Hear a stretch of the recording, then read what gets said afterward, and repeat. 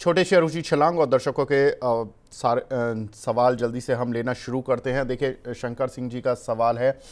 शंकर जी, मैं माफ़ी चाहता हूं, कल आपका जब सवाल मुझे मिला उस समय मैं स्टॉक एक्सरे शुरू कर चुका था, इसलिए मैं आपका सवाल नहीं ले पाया। आपका सवाल जो सुपर चैट पर आया था सर, वो JSW एनर्जी है। 522 रुपये की खरीद है, इनके पास 1100 शेयर हैं, 6 मंथ्स का नज़रिया है। अंशुल जी, क्या करें इस पर? 6 महीने का नजरिया है तो एक बार एक्सपेक्ट कर सकते हैं 542 का ब्रेकआउट मिलेगा, और अगर मिलता है तो 635 तक जा सकता है। तो 6 महीने में तो मैं काफी ऑप्टिमिस्टिक हूँ। JSW एनर्जी में काफी ऊपर प्राइजेस मिलेंगे। ठीक है। विशाल सिंह जी का सवाल है, सीमेंस के 50 शेयर हैं इनके पास, क्या करें? इन्होंने रेट नहीं बता रखा अंशुल जी, लेकिन इस काउंटर पर करना क्या है? विशाल मेगा मार्ट। नहीं नहीं, सीमेंस सीमेंस, विशाल तो सॉरी। इनका नाम है। अच्छा। सीमेंट्स।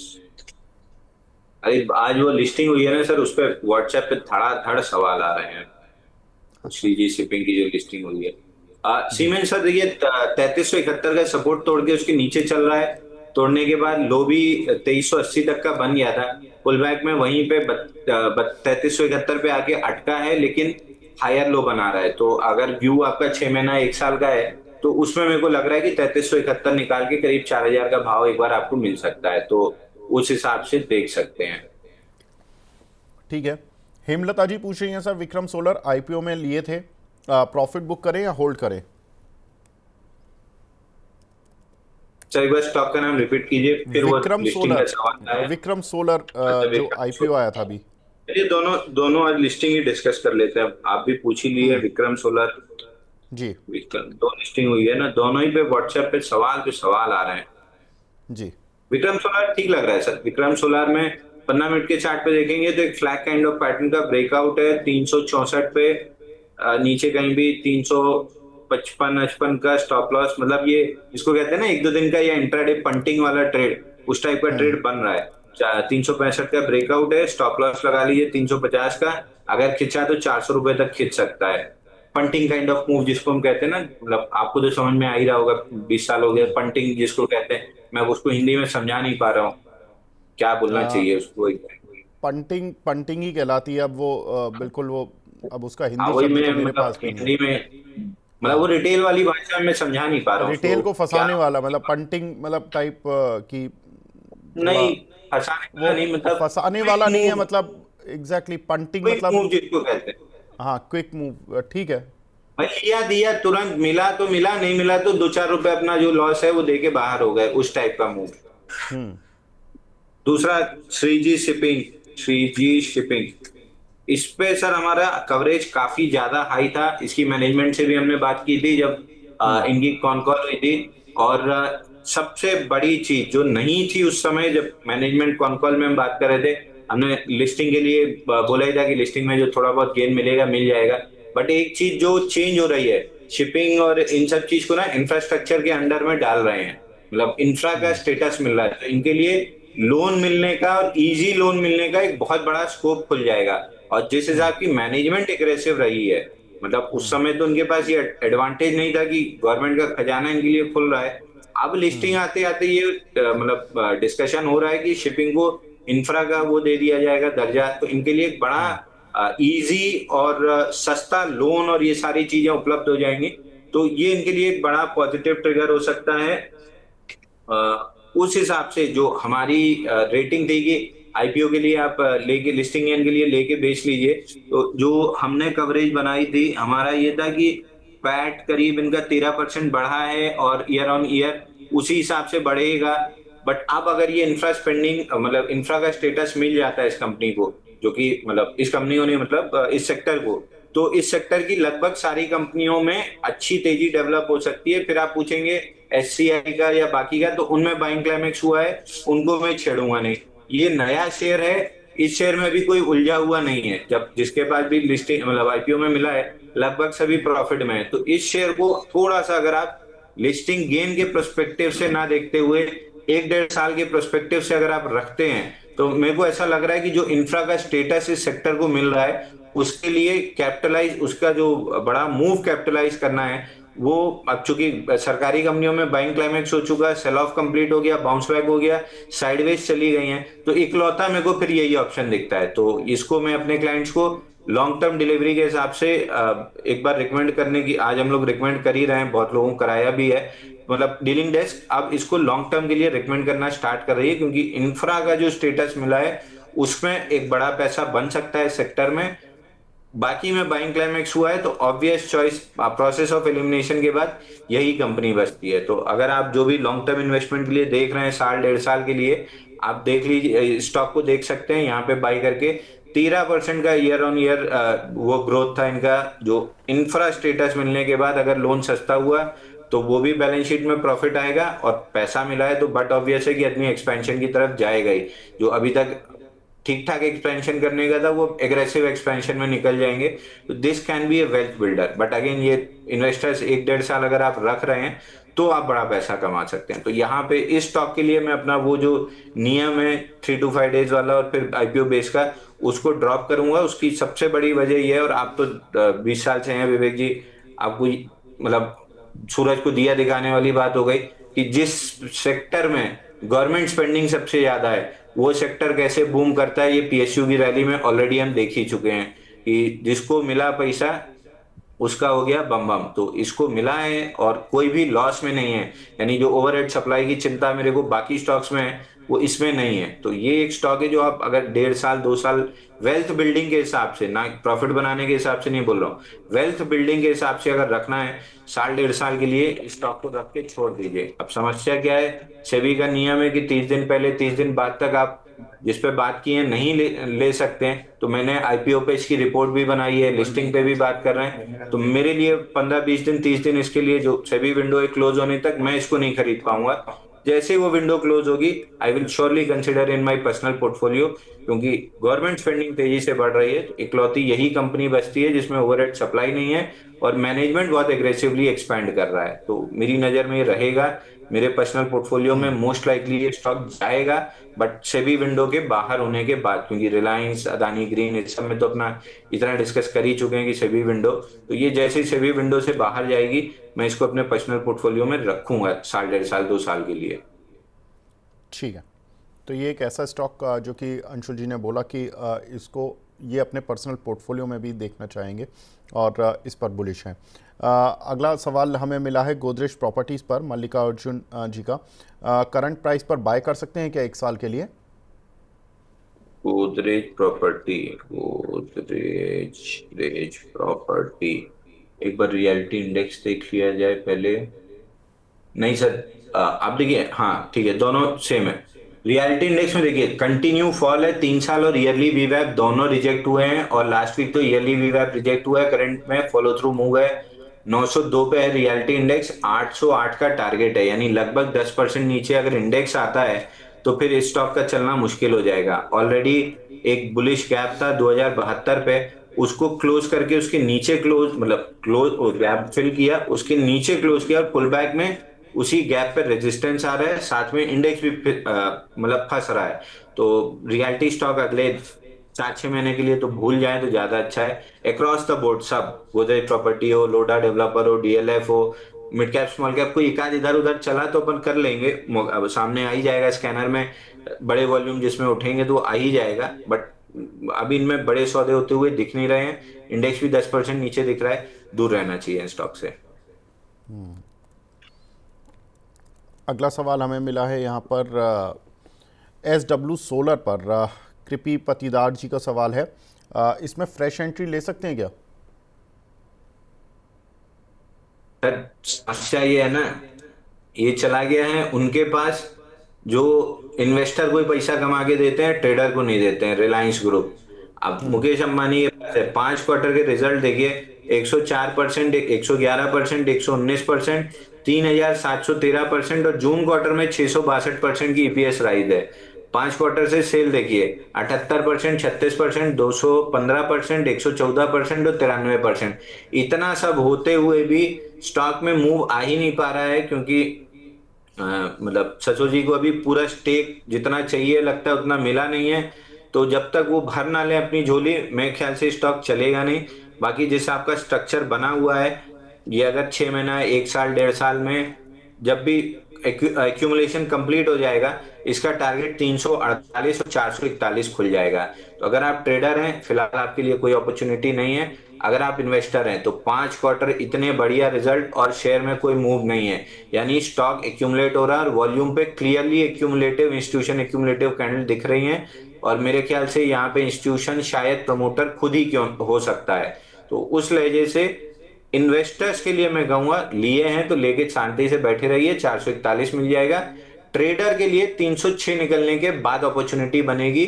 चूंकि ईपीएस ग्रोथ इतनी अच्छी है तो मेरी एक्टिव लिस्ट में एकदम टॉप पे ब्लू कलर में बना हुआ है।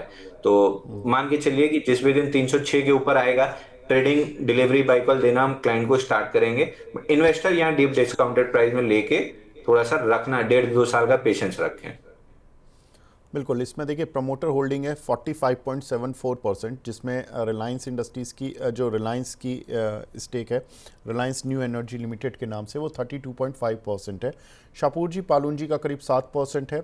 बाकी फिर कुछ इंडिविजुअल प्रमोटर्स हैं, कैनाज दारूवाला, खुर्शीद यादी दारूवाला, इन सभी के स्टेक मिलाकर करीब 45% के करीब ये कंपनी में प्रमोटर स्टेक है, जिसमें मेजॉरिटी रिलायंस की है।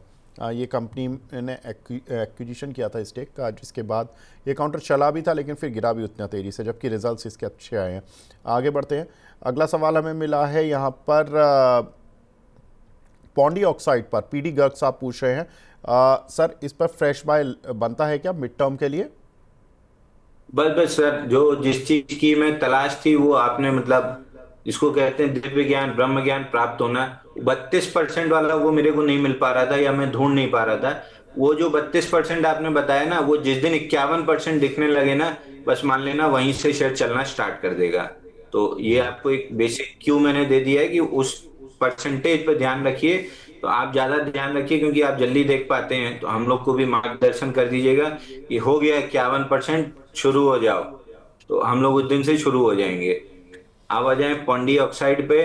कपड़ हैंडल बना हुआ है राइट साइड में, टुवर्ड्स नेकलाइन जो अप्रोच थी उसमें मल्टीपल इंस्टीट्यूशन एक्यूमुलेशन कैंडल है, मगर 1187 के ऊपर एक बार ट्रैप किया है लॉन्ग्स को। तो नेक्स्ट लेग में एक बार 1190 के ऊपर टिक जाए, महंगा खरीदिए, सस्ता मत खरीदिए। 1120 में सस्ता है लेकिन और सस्ता हो सकता है।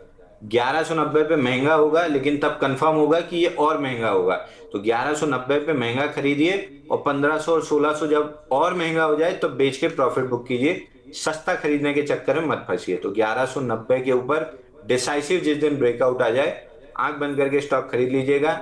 लेने पे आया तो 5 से 8% आपको स्टॉप लॉस मतलब काट देगा, आपसे ले लेगा। और देने पे आया तो 35 से 40% फटाफट दे देगा, क्योंकि कुल 3400 करोड़ का मार्केट कैप है, 51% फ्री फ्लोट है, यानी 1700-1800 करोड़ का फ्री फ्लोट मान लें। और चारों क्वार्टर में सेल्स, पांचों क्वार्टर में सेल्स और ईपीएस ग्रोथ बढ़िया है। इस जून क्वार्टर में एक सिल्वर लाइनिंग है, 4% का जो ऑपरेटिंग मार्जिन था वो बढ़ के 6% हुआ, यानी 50% इंक्रीज है। तो मेरे ख्याल से ब्रेकआउट आएगा और चलेगा स्टॉक, बट मैं प्रीएम्प्ट नहीं करूंगा।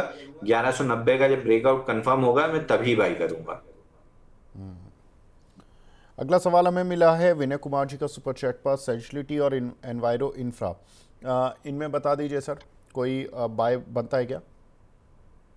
ईआईएल में देखना अपन बाई दिए हैं क्या, तब तक हम सेजिलिटी बता रहे हैं। सेजिलिटी में क्लाइंट्स लॉन्ग हो सकते हैं सर। प्रीएम्प्टिव बाई मेरे को दिखा था, मैं खुद ही बार बार बोल रहा था आपके चैनल पे कि 48.69 निकलने के बाद ही बाई करना है। बट समाउ वॉल्यूम के साथ फ्राइडे को चला था तो मैंने प्रीएम्प्ट करके बाई दिया था, हालांकि बाई देने के बाद नहीं चला स्टॉक। तो कुछ क्लाइंटों के पास लॉन्ग हो सकता है। जिस हिसाब का पैटर्न बन रहा है, आज निकालेगा, हफ्ता 10 दिन बाद निकालेगा, 15 दिन बाद निकालेगा, क्लियर नहीं है। फ्राइडे ऐसा लग रहा था कि आज ही निकल जाएगा तो हमने प्रीएम्प्टिव बाय दे दिया था। बट 48.69 निकलना इसके लिए बहुत जरूरी है। जिस दिन निकलेगा स्टॉक अपना ऑल टाइम हाई आराम से क्रॉस करके 60 रुपए चला जाएगा। तो अगर प्रीएम्प्टिव वाला है कि थोड़ा सा एक्स्ट्रा पैसा कमाना है, तो ये फ्रस्ट्रेशन भी साथ में आती है जब नहीं चलता है स्टॉक। अगर ये नहीं लेना है आपको तो 48.7 जैसे ही निकले आप बाई कर लीजिएगा, मतलब उसके ऊपर थोड़ा वॉल्यूम के साथ सस्टेन कर ले तो आप बाई कर लीजिएगा। ऑल टाइम हाई से 60 रुपए, ये दो टारगेट मिल जाएंगे। ठीक है। ईआईएल में भी हमारे क्लाइंट लॉन्ग हो सकते हैं। फ्राइडे इसमें भी प्रीएम्प्टिव बाइंग दिखी थी तो हमने बाई दिया था, हालांकि शायद इसमें स्टॉप लॉस कटने वाला है। बट दैट बीइंग सेड, अभी चूंकि हम छोटा स्टॉप लॉस देते हैं 4% का, तो एक पुल बैक में भी वो कई बार कट जाता है। बट जब तक ये स्टॉक 243 का लेवल प्रोटेक्ट करके चल रहा है, 243 के नीचे मैं इसमें बेरिश हो जाऊंगा। जब तक 243 प्रोटेक्टेड है, मेरे ख्याल से पूरी कंसोलिडेशन थोड़ी और लंबी खिंचेगी, बट ये कंप्लीट करके 306 रुपए तक जा सकता है। दोनों में हमारे क्लाइंट्स लॉन्ग है, दोनों में शायद स्टॉप लॉस कट जाए हमारा, क्योंकि हम छोटा 4% का देते हैं। बट स्ट्रक्चर में अभी भी कोई गड़बड़ मेरे को दिख नहीं रही है। और ठीक है। एक चीज, निफ्टी बैंक निफ्टी जो मैं स्टार्टिंग में बोल रहा था सर कि मैं शॉर्टिंग अपॉर्चुनिटी नहीं देख रहा हूँ, लॉन्ग अपॉर्चुनिटी बन रही है। ये वीवैप के ऊपर दोनों निफ्टी और बैंक निफ्टी आके टिक रहे हैं। थोड़ा सा भी यहाँ पे बुलिश एविडेंस वॉल्यूम के साथ मिला तो हम बाई कॉल देना स्टार्ट कर देंगे। तुम बाई कॉल दे तो बताना, ठीक अगर है। मिला जैसे बुलिश एविडेंस तो हम तुरंत बाई कॉल बिल्कुल। देंगे। मतलब दिखने लगा है वीवैप के ऊपर वॉल्यूम के साथ आ रही है निफ्टी बैंक निफ्टी। बिल्कुल ठीक है। एक अंशुल जी, आपने कल काउंटर दिया था रेट गेन, इसमें वो तो फट गया सर, वो तो कल ही फट गया। कल ही फट गया था और आपने 555 का टारगेट दिया था और 556 कल इसने हाई लगाया। देखिए क्या ज़बरदस्त कॉल थी ये। 517 रुपये पर आपने इस कॉल पर रिकमेंड किया था शो में, और 555 का आई रिमेंबर टारगेट भी दिया था, और 556 रुपये इस काउंटर ने हाई लगाया। इस पर ज़रा एक टारगेट हिट की मोहर लगा दीजिए कृपया करके, क्योंकि ये 556 रुपये कल लगा के चुका है और 555 का ही टारगेट दिया गया था। इंट्राडे में इतना शानदार मूव इस काउंटर पर मिला। अगर इसका 5 डे चार्ट दिखाएंगे तो ज़्यादा क्लियर आ जाएगा, क्योंकि ये 1 डे चार्ट में तो आज इंट्राडे चार्ट ले रहा है। 5 डे चार्ट में आप देख सकते हैं। देखिए ये कल इसने लगभग 560 रुपये को अप्रोच किया, 556 रुपये 20 पैसे का इसने कल करीब हाई लगाया। तो जब 556 रुपये 25 पैसे का इसने कल हाई लगाया और 555 का इसमें टारगेट दिया गया था। ज़बरदस्त कॉल अंशुल जी आपकी तरफ से दी गई। सर ये बताएं, ये अब दोबारा से उन्हीं लेवल्स पर आ गया। जनरली इन्वेस्टर या ट्रेडर्स की मेंटलिटी होती है कि जिस शेयर में वो पैसा कमा लेते हैं, एक तो उसको वो लकी मान लेते हैं, दूसरा कि फिर वो उसी भाव पर मिल जाता है एक दिन बाद, तो वो उसको और शुभ संकेत के तौर पर देखते हैं। क्या ये इसको दोबारा इसी एंगल से देखना कि दोबारा चलेगा, ये ठीक रहेगा, या इसमें हो गया काम? तो देखिए, पहली चीज, आपकी बुद्धि शार्प है, इसमें कोई डाउट नहीं है। और अगर मेरे को थोड़ा सा भी 1-8% कोई डाउट था, आज क्लियर हो गया कि नहीं है। मैं खुद रेट गेन भूल गया था, आपको याद था। कल जो इसमें बेहतरीन चीज थी, टारगेट अचीव होना नहीं, मतलब टारगेट अचीव होना तो मेरे लिए अच्छा ही था, आपके लिए भी था, और जिसने पैसा कमाया उसके लिए भी। लेकिन जो बहुत अच्छी चीज थी वो थी 6 मिलियन का volume, 1116% volume rise. But problem ये है कि जो गैप की कल मैंने बात की थी, वो गैप के अंदर ही है अभी तक स्टॉक। उसके ऊपर गया, टारगेट अचीव किया, प्रॉफिट बुकिंग में नीचे आ गया। तो ये गैप को अगले 8-9 दिन लगाएगा ये गैप को एब्जॉर्ब करने में, तो अगले 7-8 दिन छोड़ दीजिए। दूसरी चीज जो आपने एड्रेस किया, आपको खुद ही पता है कि ये चीज गलत है, लेकिन आपने सवाल पूछा है रिटेल क्लाइंट के प्रोस्पेक्टिव से, तो मैं उस प्रोस्पेक्टिव से जवाब देता हूं। थोड़ा हो सकता है किसी को बुरा लगे, तो मैं पहले से क्षमा मांगता हूं। स्टॉक मार्केट, कोई भी स्टॉक शादी करने के लिए नहीं होता है। जिससे आपको शादी करनी थी या मेरे को जिससे करनी थी उससे कर ली, वो मेरे घर में है, घर संभाल रही है मेरा, तो वो कमिटमेंट अलग होती है। This is just like flirting. Flirt कीजिए, आगे बढ़िए, एक से कर लिया, अगले पे पहुंचिए, इसको छोड़ दीजिए। इसका जो काम था इसने कल कर दिया, उसमें अपन ने पैसा ले लिया, 1 साल की एफडी का पैसा एक दिन में इसने दे दिया, ले लिया, बाहर होइए, अगले पे पहुंचिए। जैसे आज हमने सुबह क्या दिया था जिसमें भी रिस्क फ्री हो गए, प्रीकॉल। आज सुबह जैसे प्रीकॉल बाय दिया था, प्रीकॉल, तो जितना रिस्क लिया था हमने, मतलब जितना स्टॉप लॉस हमने लिया था, वो इंट्राडे में ही उतना प्रॉफिट मिल गया, तो आधी पोजीशन बुक कर ली। तो अब रेट गेन तो हमारे नजर और नजरिए दोनों से बाहर हो चुका है, नई चीज आ गई। तो it is just like flirting. आप उस पे टिंडर बम्बल क्या होता है, उस पे जैसे राइट स्वाइप वो करते रहते हो, आप उस तरीके से राइट स्वाइप करते जाओ। इसका काम खत्म, अगले पे चलो, अगले का काम खत्म, अगले पे चलो। तो आज के लिए कल रेट गेन बहुत अच्छा था, आज प्रीकॉल बहुत अच्छा है। एक ई क्लर्क सिस्टम अभी बाई दिया है, वो भी हालांकि बढ़ गया है, 4260 रुपए में दिया था, वो बढ़ के हो गया है, हाई बना दिया है इंट्राडे। 4,370 का हाई बन गया है।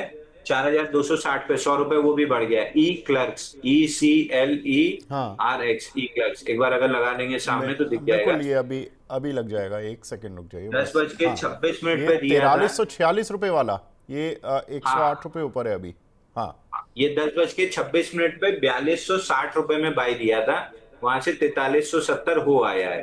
तो जितना हमने ओके। स्टॉप लॉस दिया है, उतना अगर इंट्राडे में मिला तो आधा बुक कर लेंगे ताकि रिस्क फ्री हो जाए। फिर अगर टारगेट अचीव हुआ या उससे ऊपर भी निकला तो बहुत बढ़िया हो जाएगा। तो मेरा काम रिस्क फ्री तक का होता है, उसके आगे फिर आपकी किस्मत है कि वो कितना प्रॉफिट देगा। मैं अपना काम कर लेता हूँ कि रिस्क फ्री आपको करा दिया आधी पोजीशन में, कि आप स्टॉप लॉस कटे तो घर से पैसा ना जाए। क्योंकि आप देखिए, अभी दो स्टॉक जो हमने डिस्कस किए उसमें शायद स्टॉप लॉस कट रहा है तो 4% जाएगा। अब कल इक्लैक्स में 7 मिल गया तो आधा दोनों का स्टॉप लॉस मिला के एक उसमें रेट गेन में ही मिल गया। तो इस ट्रेडिंग इस तरीके से होती है कि दो चार में कटा भी, एक में इतना प्रॉफिट निकाल लो कि तीन चार स्टॉक में स्टॉप लॉस कटने पे घर से कुछ ना जाए। तो इस तरीके से अगर ट्रेडिंग रिस्क रिवॉर्ड और पोजिशन साइज करके करेंगे ना, पैसा कमाना बहुत मुश्किल नहीं है इस बाजार से। मुश्किल तो है, उतना नहीं है जितना रिटेल अपने आप के लिए बना लेता है। ठीक है, तो ये थोड़ा सा आपको ध्यान रखना है इन सभी शेयर्स पर। और कल अंशुल जी आपने एक शेयर और दिया था, धानी, अगर आपको याद होगा, ये 66 रुपये 40 पैसे चल रहा था। इस काउंटर में आज 2 सवा 2% की थोड़ी सी वीकनेस है। इसको रिव्यू करके बता दीजिए, इस पर किस तरह से स्ट्रैटेजी बनानी चाहिए अभी। इनसाइड बार है सर, अभी ना कल का हाई टूटा है ना कल का लो टूटा है, तो मैं इसको धानी। कंसोलिडेशन की तरह देख रहा हूँ। हाँ, धानी जी। इनसाइड बार है, ना कल का हाई टूटा है ना कल का लो टूटा है, उसी के अंदर चल रहा है। तो ये इनसाइड बार कंसोलिडेशन होती है। मे भी 2-3 दिन कंटिन्यू ये चल जाए, बट स्ट्रक्चर में कोई बदलाव नहीं है तो मेरे को कोई दिक्कत नहीं है, अभी भी बढ़िया चल रहा है। स्ट्रक्चर पॉजिटिव अभी भी बना हुआ है।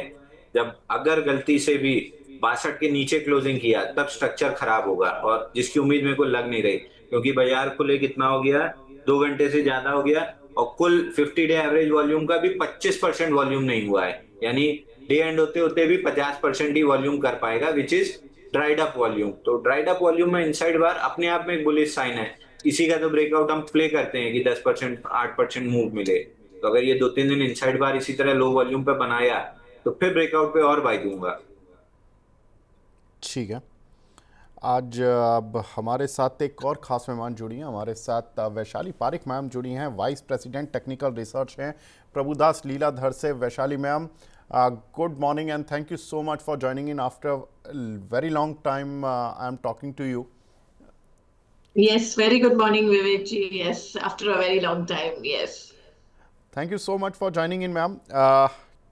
मैम, मार्केट में आज अगर हम देखें तो एक गैप डाउन ओपनिंग के बाद अब मार्केट थोड़ी सी रिकवरी की अटेम्प्ट तो ले रहा है। आप कितना कन्विंस्ड हैं इस अटेम्प्ट लेने से कि ये रिकवर हो पाएगा या यहाँ से अभी वीकनेस बनेगी? So I would say that देखिए आज का जो एक फॉल आया है, it is not a very pleasing fall. तो 720 जो मैं कैश लेवल से बात कर रही हूँ, आज का रेंज है 24,720 एंड अब देख रहे हैं that 25,000 का हर्डल तो है ही। So as long as 24,720 levels are held on, I think एक बाउंस की उम्मीद रखी जा सकती है। बट जैसे कि ओके। बैंक निफ्टी भी टूटी है ना, आईटी सेक्टर 2 दिन से हम देख रहे हैं that is holding on. So stock specific, sector specific चल रहा है एंड इंडेक्स में इतना कुछ स्ट्रेंथ नहीं दिख रहा है। व्हाट इज इम्पोर्टेंट इज 24,720 का सपोर्ट इंटैक्ट रहना चाहिए और 25,000 के ऊपर हमें सस्टेनेंस देखना चाहिए। तो देन वी कैन एक्सपेक्ट कि चलिए 25,250 एंड सो ऑन, ये सब लेवल्स आ सकते हैं। So till now it's a wait and watch. ठीक है, तो मैम अगर यहाँ पर सस्टेन करते हैं ये लेवल्स तो आपको क्या लगता है कि कितना, मतलब हम यहाँ से और कितना बाउंस ले सकते हैं?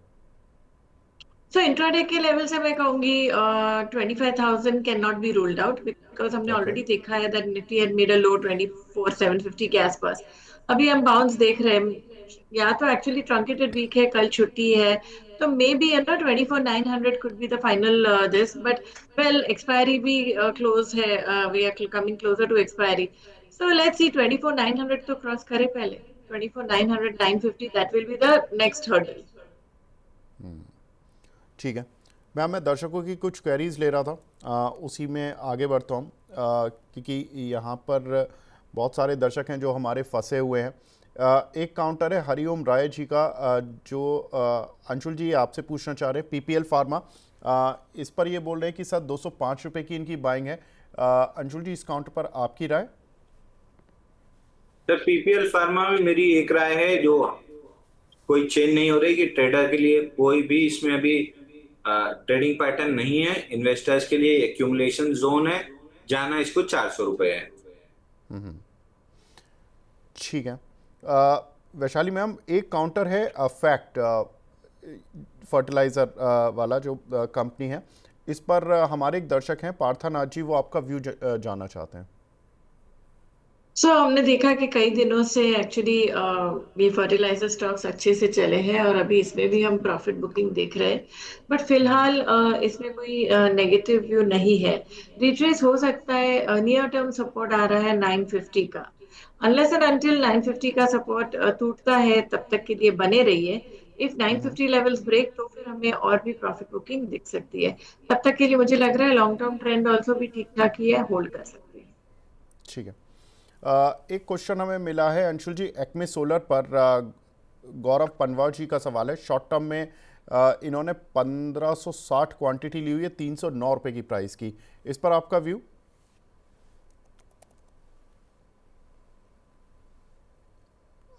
अंशुल जी, एक्मे सोलर, या अंशुल जी एक्मे सोलर, एक हमारे दर्शक हैं, उन्होंने 309 पर लिया हुआ है और अभी इनको थोड़ा सा नुकसान हो रहा है, क्वांटिटी थोड़ी इनके पास है, 1560 शेयर है, क्या करें इस काउंटर पर?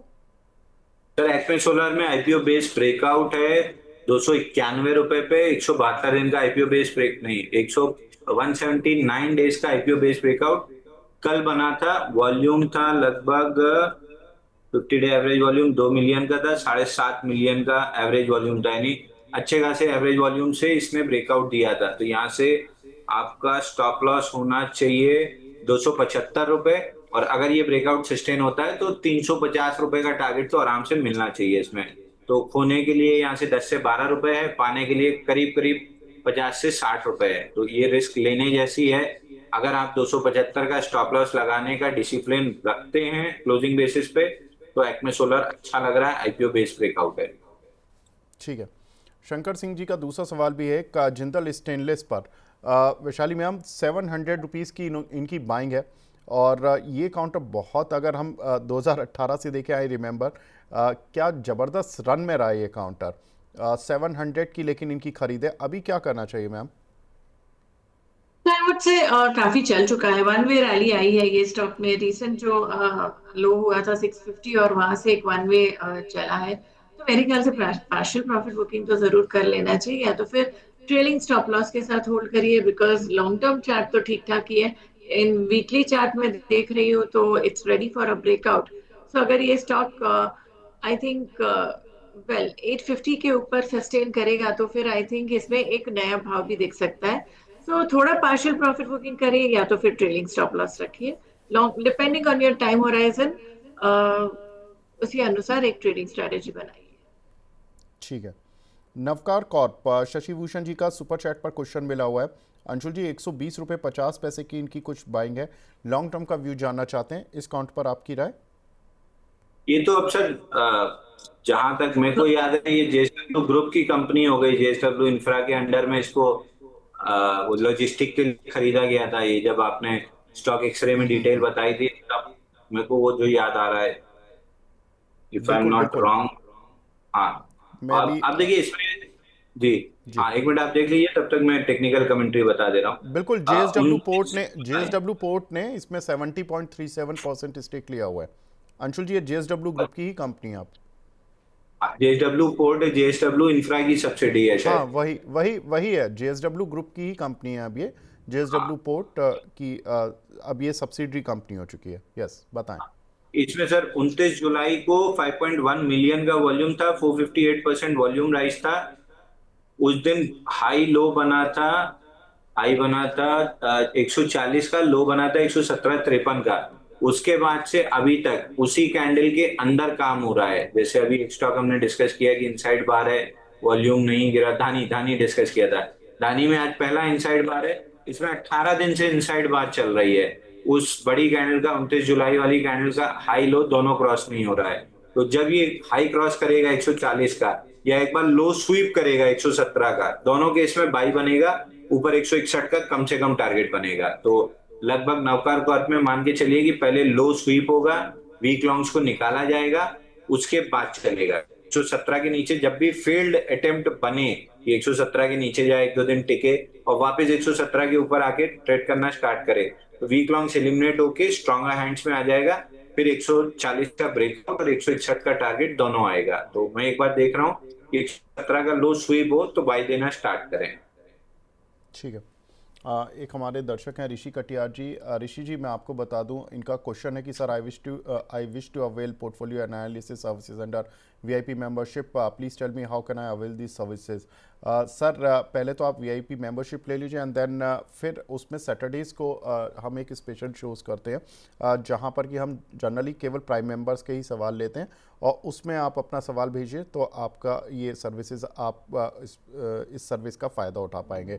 आप जैसे कि स्क्रीन पर भी देख सकते हैं इकोनॉमी स्टैंडर्ड और वीआईपी सर्विसेज, ये 3 तरह की सर्विसेज हैं, इनको आप अवेल कर सकते हैं। वीआईपी सर्विसेज में आपको ये पोर्टफोलियो एनालिसिस वाला जो पार्ट है ये आपको मिलेगा। इसमें priority answer to member query, money 9 portfolio analysis, mutual fund helpline, exclusive invite to conclave and summits, ये सभी सर्विसेज आपको वीआईपी हमारे सेगमेंट में मिलेगी। बाकी आप इकोनॉमी और स्टैंडर्ड सर्विसेज में भी जो सर्विसेज आपकी स्क्रीन पर लिखी हुई हैं उन सर्विसेज को आप अवेल कर सकते हैं। अगला सवाल लेते हैं नैन्सी जी का। यहाँ पर सवाल है CGCL पर। मैम आपसे जानना चाहते हैं कि CGSL पर आपका suggestion. That is Capri Global, right?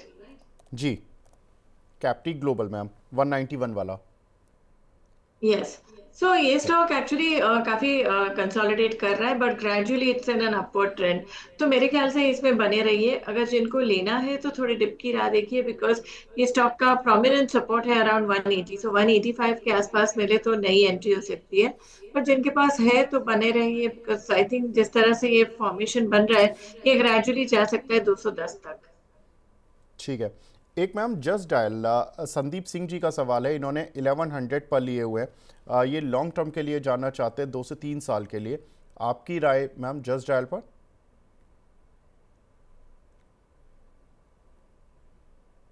So just dial अभी है 820, आई थिंक काफी करेक्ट हो चुका है, बट फिलहाल well I think may be it can be an exhaustion of selling. 800 के स्ट्रिक्ट स्टॉप लॉस के साथ बने रहिए। अगर ये स्टॉक में एक रिवर्सल पैटर्न दिख सकती है, बिकॉज सेलिंग में तो पॉजिटिव डाइवर्जेंस भी दिख रहा है, तो आई थिंक अगर 800 के स्टॉप लॉस के साथ अगर बाउंस आता है तो wait for a bounce at least till 859। जी अंशुल जी, एक काउंटर पर राय चाहिए वेदांता, 1 महीने के लिहाज से सूरज जी पूछ रहे हैं, आपकी राय सर। सर एक महीने में तो वेदांता में खास कुछ नहीं हो रहा। आज का गैप डाउन ये मेरे ख्याल से डिविडेंड एडजस्टमेंट का है, तो कल वापस डिविडेंड एडजस्टेड चार्ट्स आ जाएंगे ट्रेडिंग व्यू में, तो लेवल क्लियर हो जाएंगे, थोड़ा डाउनवर्ड रिवाइज होंगे। बट जो ओल्ड लेवल है प्री ये डिविडेंड 468-65, ये निकलने के बाद इसमें ऑल टाइम हाई तक की तेजी है, और नीचे 420-425 ये मेजर सपोर्ट जोन है, ये डिविडेंड एडजस्ट होने के पहले। तो जब कल डिविडेंड एडजस्टेड चार्ट आएंगे तो ये लेवल उस हिसाब से एडजस्ट होंगे, तो कल एक बार फिर हम इसको ले लेंगे। बट फिलहाल तो यही लेवल है, 468.65 ऊपर में टूटा तो 509, और नीचे में 419-425 ही सपोर्ट जोन। ठीक है। एक हमारे दर्शक हैं नागराज जी, ये पूछ रहे हैं JM फाइनेंशियल 157 के लिए हुए हैं, मैम इसमें प्रॉफिट बुक कर सकते हैं क्या? आई वुड डेफिनेटली अग्री कि बिकॉज एक बार ये 200 की तरफ जा चुका है, थोड़ा रिट्रेस जरूर हो रहा है, सो आई थिंक थोड़ा प्रॉफिट बुक जरूर कर सकते हैं। ओके। नेटवर्क 18 पर स्टॉप लॉस पूछ रहे हैं अंशुल जी, कपिल महाजन जी। नेटवर्क 18 पे स्टॉप लॉस नेटवर्क 18 में बड़ी कैंडल थी तो 53.76, इसके नीचे खराब होगा स्टॉक। 53.76 के नीचे अगर क्लोज किया तो स्टॉक की अप ट्रेंड खत्म, कंसोलिडेशन चालू। इसको स्वीप किया बढ़िया से तो वीक लॉन्ग से एलिमिनेट करके स्ट्रॉन्गर हैंड्स में आ जाएगा। ठीक है। अरूप कुमार समांता जी का सवाल है मैम, आरवीएनएल 405 पर लिए हुए इन्होंने, होल्ड करें या एग्जिट?